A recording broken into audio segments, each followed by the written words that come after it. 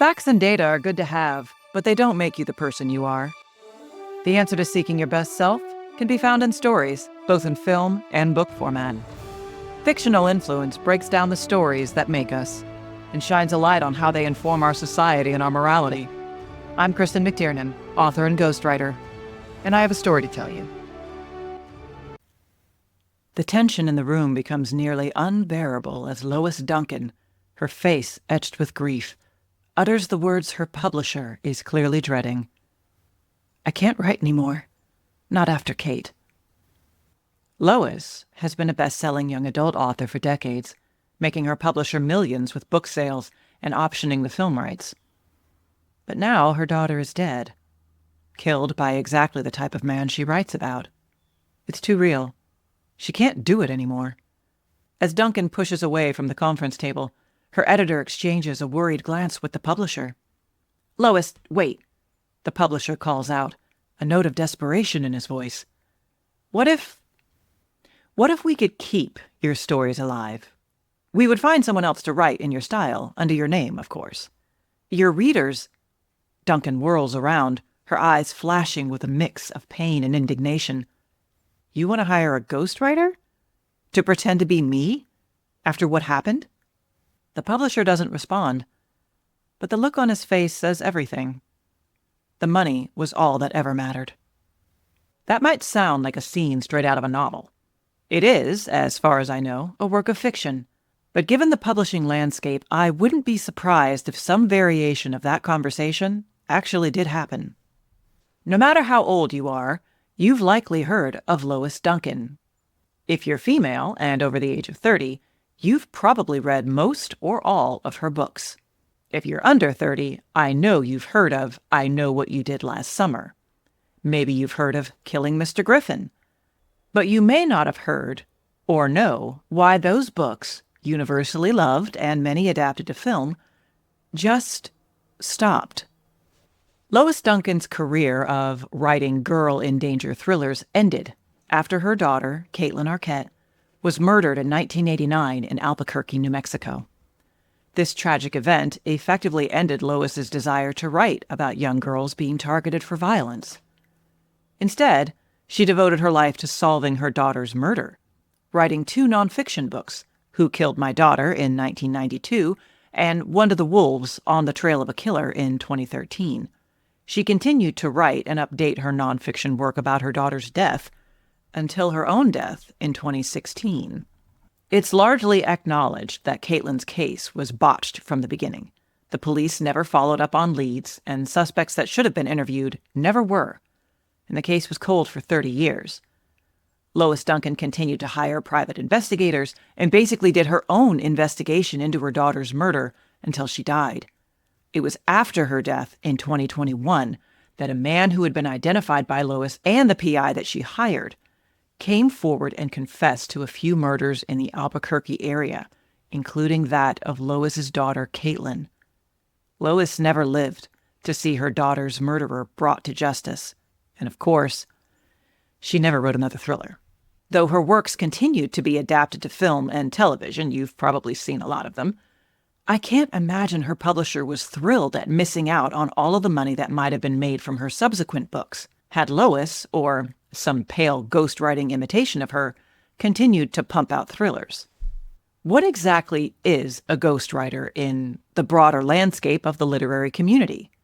Obviously, we know what a ghostwriter does, but what does it mean to be one? In a manufactured Twitter spat with ghostwriter Joshua Lysek, Jack Posobiec had this to say about Lysek's brag of being the world's most famous ghostwriter. Imagine being proud of being known as essentially a staffer for more important and successful people. It's like being the world's most famous chambermaid. Again, this was all gimmed up to publicize their upcoming book. But as a ghostwriter myself, the sentiment isn't far off when it comes to how the industry and readers view ghostwriters. They're viewed, at best, as a marketing tool, a necessary evil to profit off a big name that can't produce quality writing themselves. At worst, ghostwriters are viewed as mercenaries to be called upon as a last resort. This is because there's often a sense of betrayal when readers find out that they've been reading the work of a stranger. "What do you mean V.C. Andrews died in 1986? And who the hell is this Andrew Niederman guy?" Obsessive Flowers in the Attic fan, probably. There's also the issue of a drop in quality, real or perceived, from the readers, as was seen after Tom Clancy's death in 2013.